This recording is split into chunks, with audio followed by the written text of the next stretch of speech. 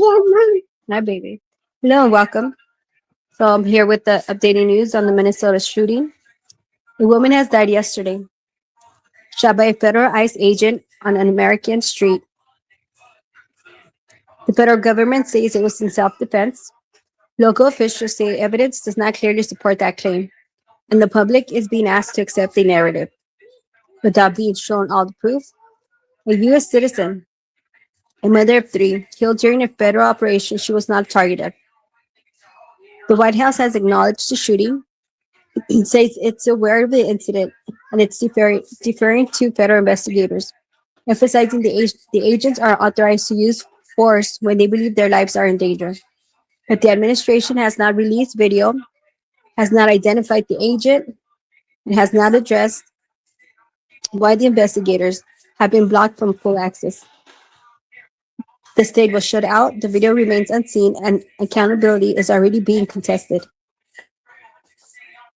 The ICE agent This is the ICE fatal shooting in Minneapolis, and the fight for truth is only beginning. Let's slow this down and walk through what we can confirm. On January 7th, federal ICE agents were conducting an immigration enforcement operation in South Minneapolis.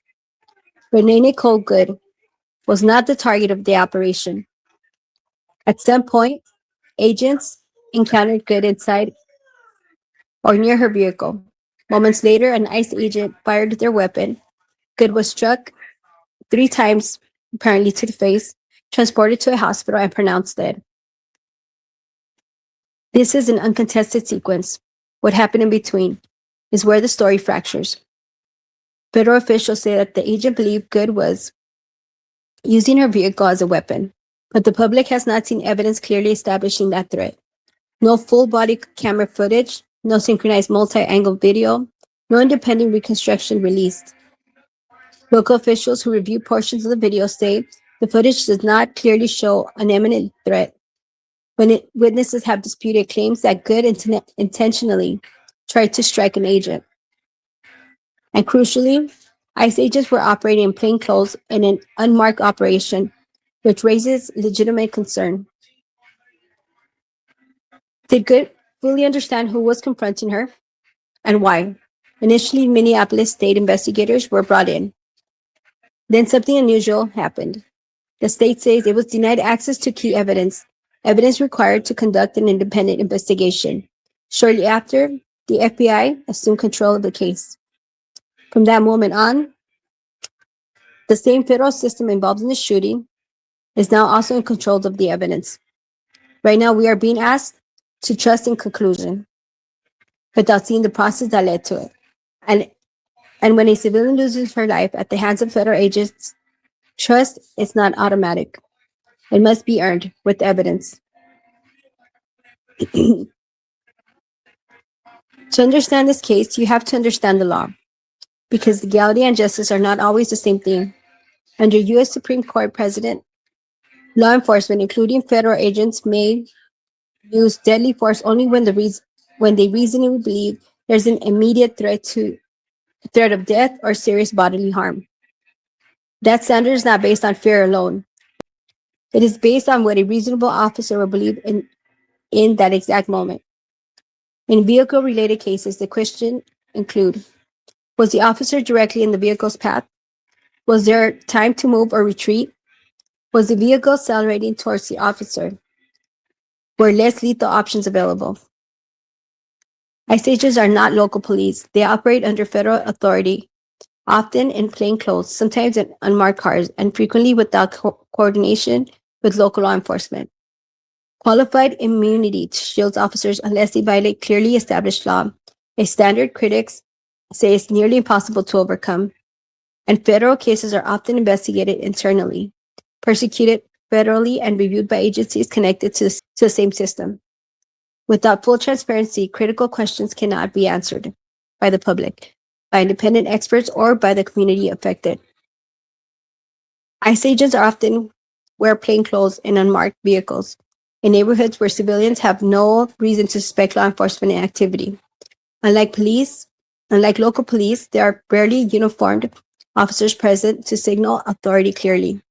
For a civilian, the situation can be confusing, frightening, and unpredictable.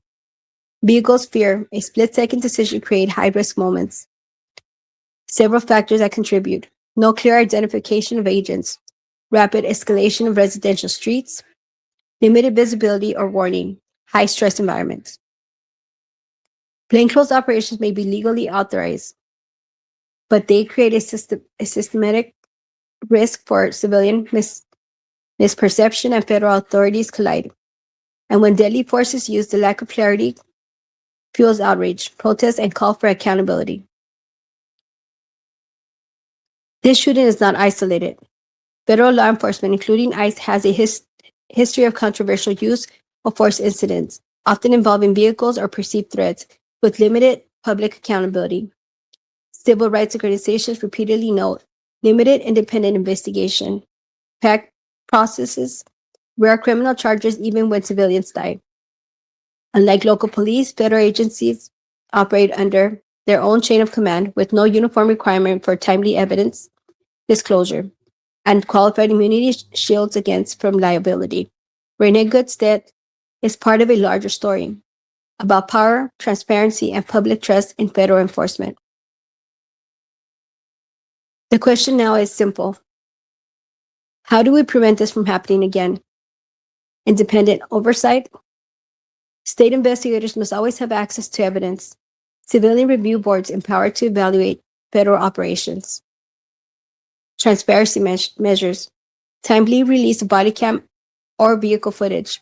Clear reporting on circumstances leading to poor training and protocol reform. Clear identification in residential areas. De-escalation training for civilian confusion. Limited use of high-risk tactics in populated neighborhoods. Public engagement. Congress could mandate independent review of federal use of force deaths.